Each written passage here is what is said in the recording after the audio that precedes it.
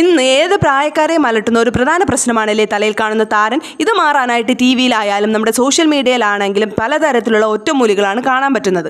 പലരും പരസ്യത്തിൽ കാണുന്നത് വാങ്ങി പരീക്ഷിക്കുന്നു. ചിലർക്കിത് പോസിറ്റീവ് റിസൾട്ട് കിട്ടുന്നുമുണ്ട്. എന്നാൽ ചിലർക്കിത് കോംപ്ലിക്കേഷൻസ് ഉണ്ടാക്കുകയും ചെയ്യും. പലപ്പോഴും തലയിൽ കാണുന്ന ചില ചർമ്മരോഗങ്ങൾ താരനാണെന്ന് തെറ്റിദ്ധരിച്ച്, അതുപോലെ തന്നെ ഡാൻഡ്രഫ് ആണെന്ന് വിചാരിച്ചിട്ട് ചർമ്മരോഗത്തിന് ഇത്തരത്തിൽ കിട്ടുന്ന ഒറ്റമൂലികൾ വാങ്ങി ഉപയോഗിച്ചിട്ടോ ഒരുപാട് കോംപ്ലിക്കേഷൻസ് ഉണ്ടാകാറുണ്ട്.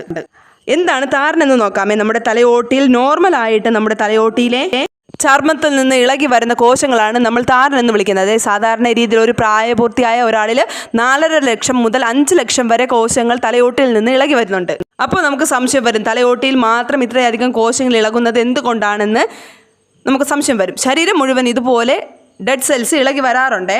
പക്ഷെ നമ്മുടെ ശരീരത്തിൽ മുടി ഇല്ലാത്തത് കൊണ്ട് അത് പെട്ടെന്ന് വൃത്തിയാവുകയും അത് നമുക്ക് കാണാൻ പറ്റാത്ത രീതിയിൽ വരികയും ചെയ്യും കേട്ടോ. അപ്പോൾ ബാക്കി നമ്മുടെ ഹെയർ റിലേറ്റഡ് ടിപ്സ് അറിയാൻ വേണ്ടിയിട്ട് നമ്മുടെ ചാനൽ സബ്സ്ക്രൈബ് ചെയ്യാൻ വേണ്ടിയിട്ട് മറക്കരുത്. അപ്പോൾ പുതിയൊരു ടിപ്പായിട്ട് കാണാതിരിക്കും.